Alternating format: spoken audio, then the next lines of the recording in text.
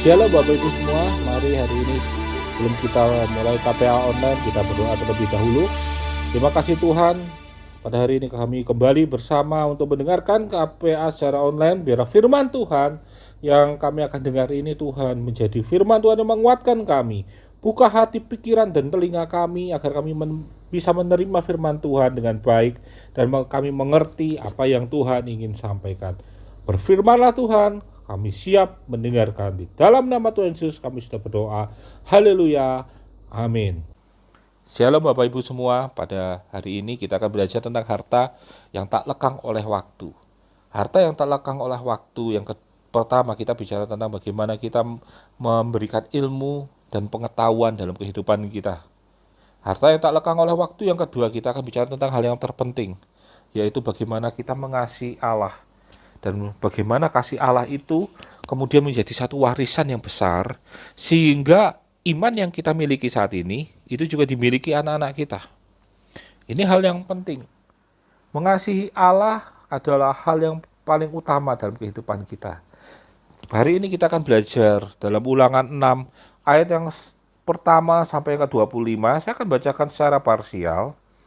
Inilah perintah yang yakni ketetapan dan peraturan yang aku ajarkan kepadamu atas perintah Tuhan Allahmu untuk dilakukan di negeri dimanapun kamu pergi untuk mendudukinya.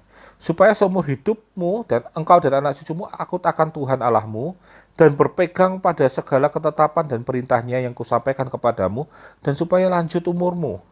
Maka dengarlah hai orang Israel, lakukanlah itu dengan setia supaya baik keadaanmu dan supaya kamu menjadi sangat banyak seperti yang dijanjikan Tuhan Allah nenek moyangmu kepadamu di suatu negeri yang berlimpah susu dan madu.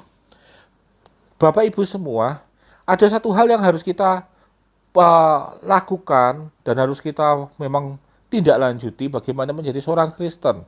Menjadi seorang Kristen bukan tentang mengejar kesejahteraan saja, tapi bagaimana menjadi seorang keluarga yang diberkati Tuhan dengan luar biasa dalam keluarganya. Karena keluarga yang diberkati adalah keluarga yang akan memberkati orang lain. Keluarga yang ada di dalamnya ada damai sejahtera, maka damai sejahtera itu akan memancar keluar.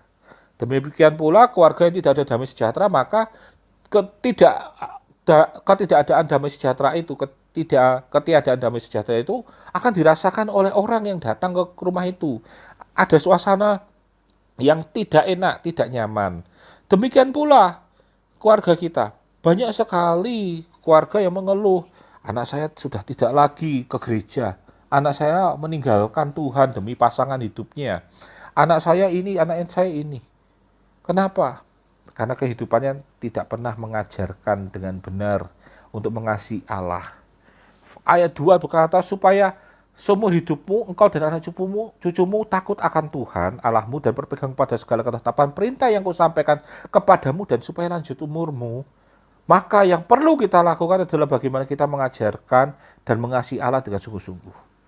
Mengasihi Allah itu bukan tentang kehidupan kita dengan Allah saja. Mengasihi Allah itu bicara tentang hal yang luas, kasih yang luas, kasih yang universal, kasih yang inklusif. Bukan eksklusif antara saya dengan Tuhan, tidak.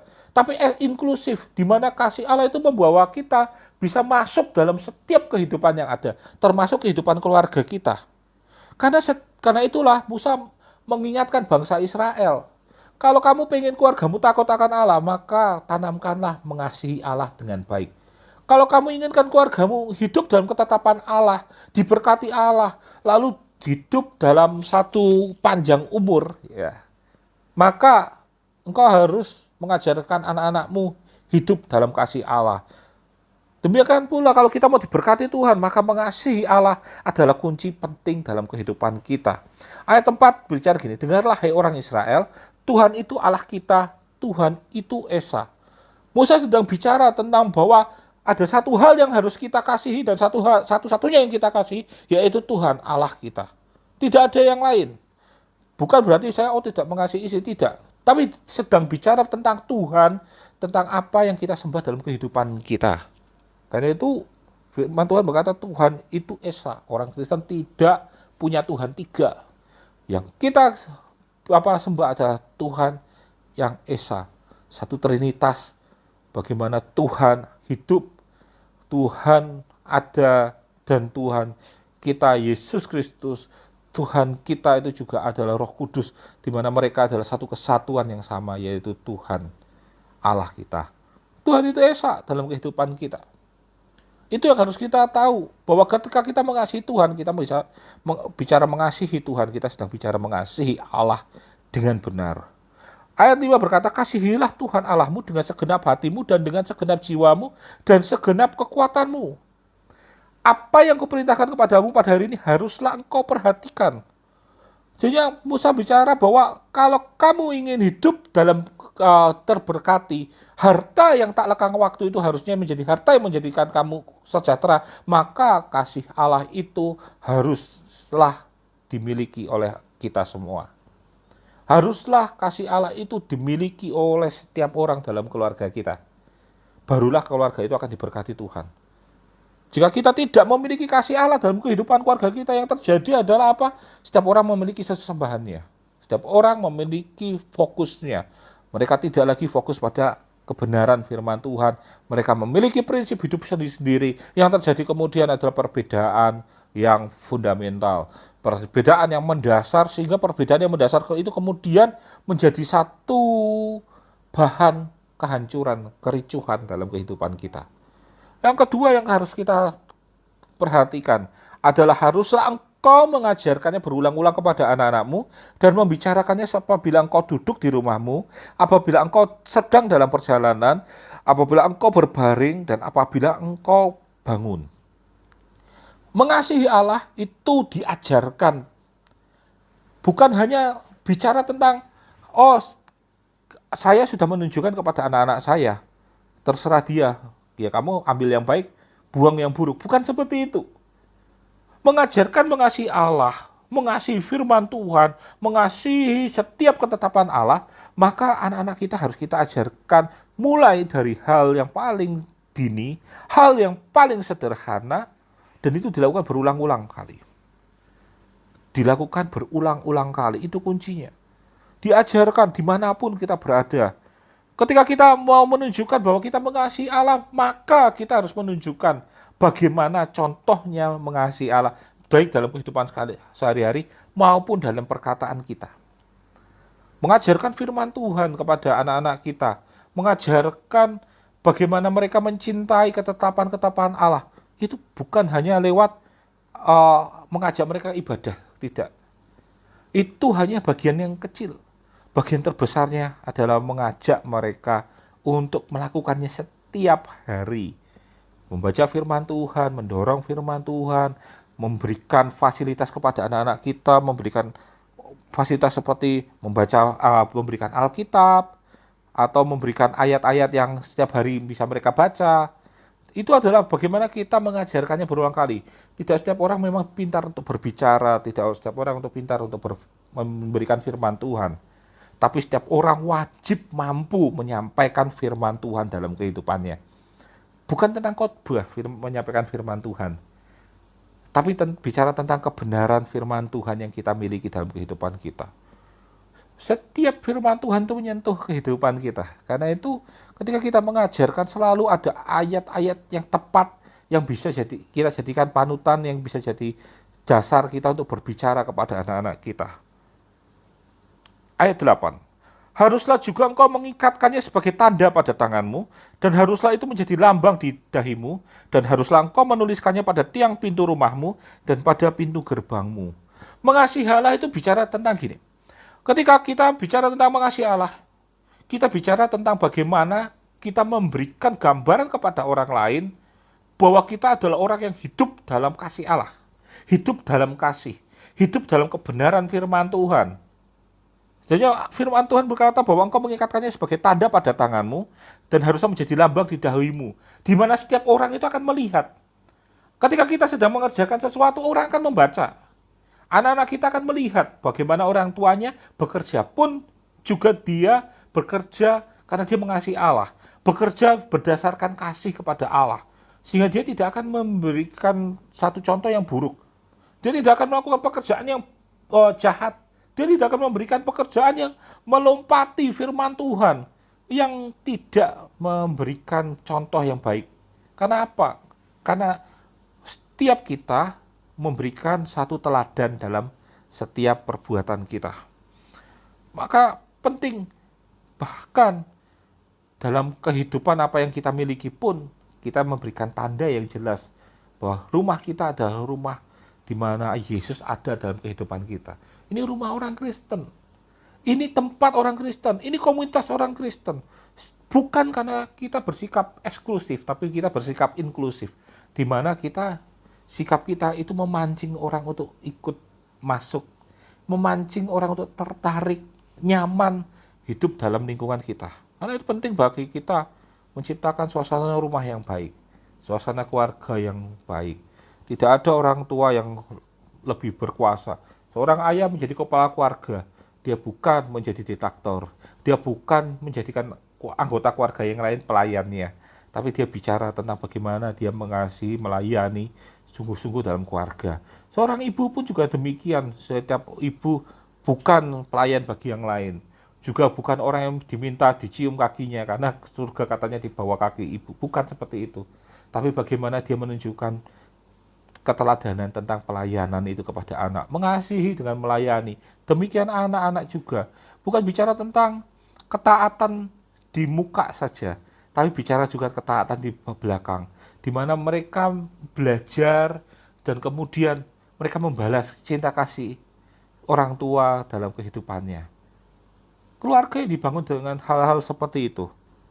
Di ayat yang ke-10 bicara dan 11 mereka itu bicara tentang bagaimana keluarga yang mengasihi Allah, rumah yang mengasihi Allah, orang yang mengasihi Allah, kemudian menjadi satu hal yang berkat Tuhan ada di dalam kehidupan. Ayat 10 berkata begini, maka apabila Tuhan Allahmu telah membawa engkau masuk ke dalam negeri yang dijanjikannya dengan sumpah kepada nenek moyangmu, yakni Abraham, Ishak, dan Yakub, untuk memberikannya kepadamu kota-kota yang besar dan baik, yang tidak kau dirikan. Rumah-rumah penuh berisi berbagai barang baik yang tidak kau isi, sumur-sumur yang tidak kau gali, kebun-kebun anggur dan kebun-kebun zaitun yang tidak kau tanami, dan apabila engkau sudah makan dan menjadi kenyang. Bapak Ibu, bayangkan bahwa ketika kita hidup dalam mengasihi Allah, hidup dalam firman Tuhan, kebenaran firman Tuhan, maka kehidupan kita itu menjadi kehidupan yang diberkati Tuhan. Firman Tuhan berkata, berkat Tuhanlah yang menjadikan kita kaya, bukan jerih lelahmu. Ketika kita hidup dalam kehidupan Allah, kita akan hidup dalam berkat Tuhan yang luar biasa. Keluarga kita akan diberkati. Mungkin kita bilang, waduh, ini luar biasa ya. Saya bekerja sebenarnya sama seperti orang lain bekerja. Cuma karena saya mengendasarkan pada firman Tuhan, hidup dalam Tuhan. Tuhan itu memberkati malah lebih dari orang lain yang tidak mengenal Allah. Demikian keluarga kita, anak-anak kita menjadi satu pokok anggur kegirangan yang baru. Di mana mereka menjadi kebanggaan bagi kita. Kenapa? Karena kita mengasihi Allah dan mengajarkannya terus-menerus. Harta selalu bicara tentang apa yang kita miliki. Harta juga bicara tentang modal yang kita butuhkan. Seharusnya harta yang kita miliki adalah harta yang membuat kita hidup dalam kesejahteraan. Karena itu penting bagi kita untuk memiliki harta bukan tentang harta yang habis dalam dunia kehidupan kita saja. Harta uang yang kita bisa habiskan dengan cepat. Tapi kita juga bicara tentang bagaimana harta-harta yang tidak lekang oleh waktu. Dan hari ini mengasihi Allah adalah harta yang terbesar yang bisa kita ambil dan kita bisa dapatkan. Bahkan mengasihi Allah itu adalah cara kita untuk mewariskan yang terbesar. Paulus berkata kepada Timotius, dia berbahagia karena dia menemukan iman yang sama dari neneknya ke ibunya, lalu ke Timotius. Artinya orang tuanya berhasil mengajarkan iman, menurunkan, mewariskan iman itu kepada anaknya. Dan Timotius menjadi salah satu murid Paulus yang terbesar dalam kehidupan kekristenan ini. Karena apa? Karena dia mendapatkan warisan yang luar biasa, yaitu bagaimana dia mengasihi iman, mengasihi Allah itu dalam kehidupan kita. Tidak hanya sekedar bagaimana kita bicara tentang firman Tuhan, kebenaran firman Tuhan saja. Setiap hari kita perlu untuk bagaimana menjaga kehidupan kita, perilaku kita. Tidak mudah memang hidup dalam kesempurnaan dalam kehidupan. Setiap orang mungkin berpikir, wah saya menjadi seorang Kristen yang sempurna. itu adalah kehidupan yang mustahil. Tapi kesempurnaan itu bukan tentang kemustahilan, tapi kesempurnaan itu tentang bagaimana kita mengejarnya. Seolah-olah kita sudah mendapatkannya. Kesempurnaan itu bicara tentang bagaimana usaha kita untuk menjadi seorang yang sempurna dalam mengasihi Allah. Bicara tentang orang yang sepenuhnya hidup dalam hidup Allah. Perlu kita harus hati-hati. Karena berkat Tuhan, di balik berkat Tuhan itu adalah ketika kita tidak menjalankannya, maka ada masalah yang besar yang akan menanti kita. Mungkin itu sebuah kutuk yang besar. Kita akan kehilangan Allah dalam kehidupan kita. Ketika kita kehilangan Allah, kita akan kehilangan arah dalam kehidupan kita. Karena itu selalu ingatkan kepada keluarga kita, kehidupan kita, bahwa jangan pernah menjauhkan diri dari Allah. Datang ibadah. Bapak Gembala selalu mengingatkan kita, datang ibadah, ajak anak-anak kita, meskipun masih bayi, masih kecil. Atau kalau remaja, bagaimana ajak anak-anak kita untuk tetap punya disiplin beribadah, membiasakan mereka beribadah. Karena satu waktu mereka tidak akan tidak akan lagi bisa kita kontrol lagi. Kita tidak akan bisa memaksa mereka. Mungkin jarak yang memisahkan kita. Tapi ketika kita sudah mendisiplin anak kita tentang beribadah, membuat mereka takut akan Allah, anak-anak kita itu secara otomatis akan mencari Tuhannya. Dia tidak akan keluar dari imannya. Karena apa? Karena sudah tertanam dari setiap harinya. Satu harta warisan yang besar, yang kita bisa tidur dengan tenang, dengan nyaman, karena kita tahu anak kita hidup dalam penyertaan Tuhan. Bapak Ibu semua, mari hari ini kita mulai kembali lagi ingat mengasihi Allah dengan sungguh-sungguh dan mengajarkannya kepada keluarga kita, kepada anak-anak kita, kepada siapapun dalam kehidupan kita. Membangun keluarga yang mengasihi Allah, sehingga keluarga yang mengasihi Allah itu adalah keluarga yang diberkati Tuhan. Dimanapun mereka berada, dimanapun kita berada, Tuhan akan memberkati kita semua. Amin. Mari Bapak Ibu semua kita berdoa. Terima kasih Tuhan Yesus, pada hari ini Engkau telah mengingatkan kami bahwa harta yang terbesar bagi kami adalah memiliki Engkau, mengasihi Engkau. Karena itu Tuhan, biar kami mampu untuk mengasihi Tuhan dengan sepenuh hati kami, mengasihi Tuhan dengan kesungguhan hati kami, dan kami bisa mengajarkan mengasihi Allah itu dalam kehidupan keluarga kami. Sehingga kami bisa mewariskan iman yang besar dalam kehidupan keluarga kami, mewariskan mengasihi Allah, mengasihi Tuhan dengan sungguh-sungguh, sehingga dimanapun keluarga kami berada, Tuhan akan memberkatinya. Kami percaya Tuhan, Engkau adalah sumber berkat kami, Engkau sumber pertolongan kami. Apa yang kami hadapi, Tuhan selalu menolong, dan apa yang sedang kami butuhkan, Engkau telah selalu mencukupi. Dan ketika kami sakit, kami percaya Tuhan, Engkau selalu menyembuhkan. Kami berdoa Tuhan, agar Engkau selalu menyertai kehidupan kami, menutup bungkus kehidupan kami. Biar kasih Allah itu ada dalam kehidupan kami, menolong kami, menyertai kami, menyembuhkan kami. Terima kasih Bapa. Kami sudah mendengarkan firman Tuhan. Biar benih firman Tuhan yang ditaburkan ini mau bertumbuh, berbuah, dan berbuah tetap. Dalam nama Tuhan Yesus kami sudah berdoa dan mengucap syukur. Haleluya. Amin.